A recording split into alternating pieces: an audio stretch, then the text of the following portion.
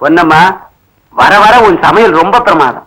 நீ இங்க வேலை செய்யறதை விட்டுட்டு ஒரு ஹோட்டல் வச்சீங்கன்னா பெரிய லட்சாதிபதி ஆயிடலாம். அது சரி, நம்ம வீட்டுக்கு மகாலட்சுமி வர போறாங்கிற தைரியத்துல மெல்ல என்ன கழட்டி விட பாக்குறீங்களா ஐயா? மகாலட்சுமியா? நம்ம வீட்டுக்கா? பின்ன என்ன, பக்கத்து வீட்டுக்கா வர போறாங்க? இத பாருங்க ஐயா, பேசாம சின்னையாவுக்கு ஒரு கல்யாணத்தை செஞ்சு வச்சு வீட்டை கலகலப்பாக்க பாக்காம எங்க பாட்டுக்கு தோப்பு துருவுன்னு சுத்திக்கிட்டு இருந்தா எப்படிங்க ஐயா? நானும் அவனை கல்யாணம் பண்ணிக்க வேண்டாம்னு சொல்றேன். அவன் ஒரு வார்த்தை சொல்லட்டும். பக்கத்து ஒரு பண்ணையார் தன் பொண்ணை கொடுக்க காத்துக்கிட்டு இருக்கார். இவனுக்கு தான் கல்யாணம்னா கசக்குதே. கல்யாணம்னா கசக்கலீங்க, பக்கத்து ஒரு பண்ணையாரு பொண்ணுன்னா தான் நம்ம சின்னையாவுக்கு கசக்குதுங்க. சரி, அவளை பிடிக்கலன்னா வேறு யாரையாவது சொன்னா தானே? அப்படி வாங்க ஐயா வழிக்கு. சின்னையாவுக்கு பிடிச்ச பொண்ணு ஆறா இருந்தாலும் கல்யாணம் பண்ணி வச்சிருவீங்கல்ல? தாராளமா செஞ்சு வைக்கிறேன். அவன் சொன்னா தானே? அவரு என்னங்க சொல்றது, நான் சொல்றீங்க. நம்ம சின்னையாவுக்கு சிவசங்கர ஐயா மக கண்மணியை தாங்க பிடிச்சிருக்கு. பொன்னம்மா சொல்றபடியே செஞ்சிடுங்க. அட திருட்டு போய் உள்ள, இந்த விவகாரம் யாருக்கும் தெரியாத.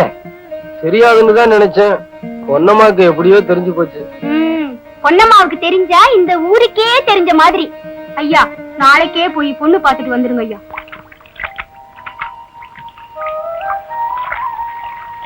ஏண்டி, என்ன சொல்றீங்க? கமகமன வாசனை அடிக்குது. ஏய் குறைங்க, இது சிங்கப்பூர் சோப்படி. சிங்கப்பூர் காரிவரிசையும் கூட படிச்சா அவ எனக்கு கொடுத்தது. அதை கொடுடி, நானும் போட்டுக்கிறேன். கொடுக்க மாட்டேன் போடி. மணி எனக்கு மட்டும் கொடுடி. முடியாதுன்னா முடியாது, யார் கேட்டாலும் கொடுக்க மாட்டேன். போகடி. கண்மணியக்கா, அந்த சிங்கப்பூர் சோப்பை கொஞ்சம் கொடுங்க. யார் கேட்டாலும் கொடுக்க முடியாதுங்கிற நீ மட்டும் என்ன வச்சியா? அப்ப சரி, வருவாய் மாத்தி மாத்தி மாத்தி. இந்தடி சிங்கப்பூர் சோப்பு நீயே தேய்ச்சிக்கிறியா, நான் தேய்ச்சி விடட்டுமா? நானே தேய்ச்சிக்கிறேனே. அப்பா, நான் மணக்குது.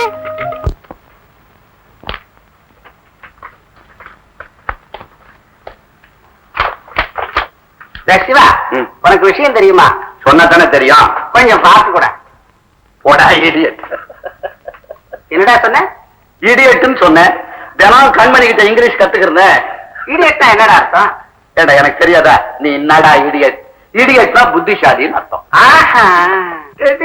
இவ்வளவு சீக்கிரம் பொண்ணு கிட்ட டச்சு புச்சுன்னு இங்கிலீஷ் பேச கத்துக்கிட்டிய. உண்மையிலேயே நீ பெரிய இடியட்ரா, நீ பெரிய இடியட். இவன் 4 பேர் முன்னால உன்னை ரொம்ப மரியாதையா இடியட் இடியட்னு கூட போறேன். வானாண்டா, இனிமே நீ தமிழ்லயே பேசு.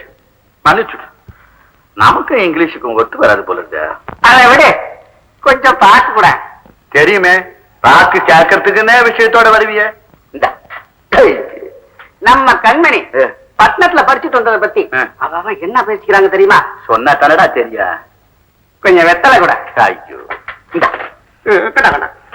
அவனுக்கு ஒரே பொறாமை, பயத்தரிச்சப்பட்டு சாகுறானுங்க. இந்த ஊர்ல ஒரு பையன் நல்லா இருந்தா ஒருத்தருக்கும் பிடிக்காது தெரியுமா? அவ்வளவுதானா? அவ்வளவுதான். இப்ப நான் உனக்கு ஒரு விஷயம் சொல்ல போறேன் தெரியுமா? என்ன? அந்த தட்டை எப்படி கொடு. சிவா, நீ பெரிய விஷயத்த சொல்ல சொல்றேன்.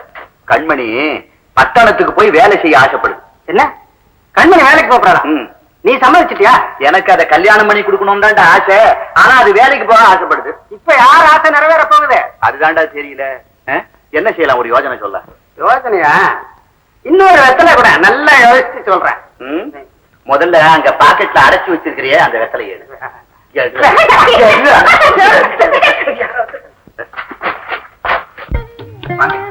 என்ன சிவசங்கரா, சௌக்கியமா இருக்கியா?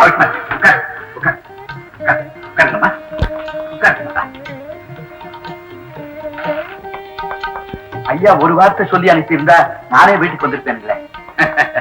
விஷயம் சாதாரணமா இருந்தா கூப்பிட்டு அனுப்பியிருப்பேன். என்ன சொல்றீங்க?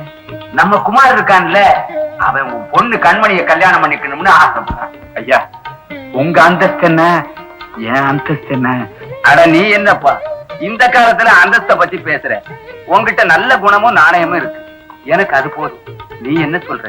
ஐயா, இந்த சம்பந்தம் கிடைக்கிறதுக்கு என் பொண்ணு புடிச்சு வச்சிருக்காங்க. அப்புறம் என்ன, சட்டை வாங்கிக்கோ. ஐயா, தப்பா நினைக்க கூடாது. எதுக்கும் பொண்ண ஒரு வார்த்தை வேஷா நல்லா கேளு. கண்மணி, இந்த கல்யாணம் உனக்கு சம்மதம் அம்மா? உங்களுக்கு சம்மதம்னா எனக்கு சம்மதம்பா. சரிம்மா. வதண்டா கண்மணிக்கு சம்மதம். அப்புறம் என்ன சிவா, தட்டை வாங்கிக்க வேண்டியதுதானே? கொண்டாங்கம்மா.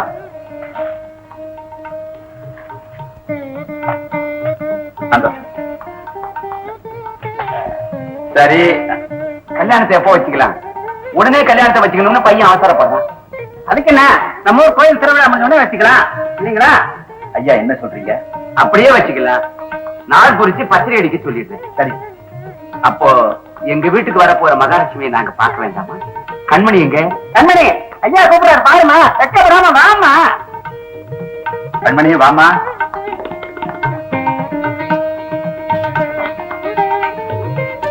ஐயா நமஸ்காரம். நல்லா இருமா. நம்ம குமார பிடிச்சிருக்கா? பிடிக்காம என்னங்க, பொம்பளைங்க ஆசை நெஞ்சுக்குள்ளதானே இருக்கும்.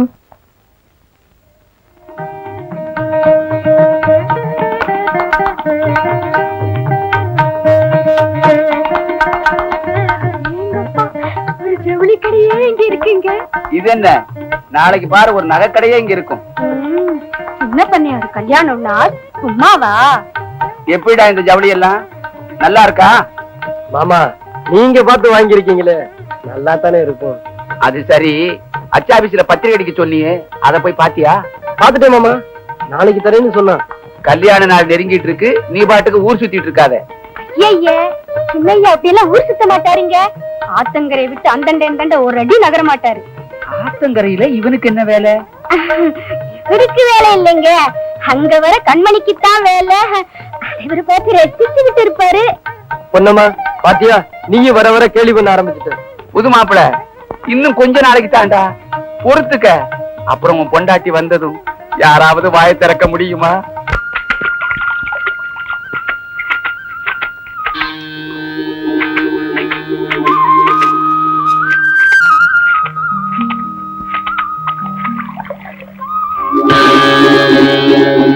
வர வர கண்மணி என்கிட்ட பேசவே மாட்டேங்கிறாடி. உன்கிட்ட பேசுறதுக்கு என்னடி இருக்கு? போதும் போதும், வேலையை முடிச்சுட்டு சீக்கிரம் வாங்கடி. கல்யாணத்துக்கு முதல்லயே இப்படின்னா பன்னியார் வீட்டுக்கு மருமகனா போயிட்டா அப்புறம் நம்மள பார்த்தாலே முந்தைய திருப்பிக்கிடுவான்.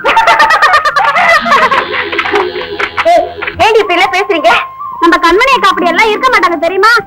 திருவிழா முடிஞ்சிடும் அம்மாவுக்கு டும் டும் டும் சிப்பி. போகடி. இப்ப நீங்க வர போறீங்க இல்லையாடி? நான் வீட்டுக்கு போறேன். பண்ணையாருக்கு வருங்கால மருமகளாச்சே, அதான் இப்பவே கோவம் வருதுடி.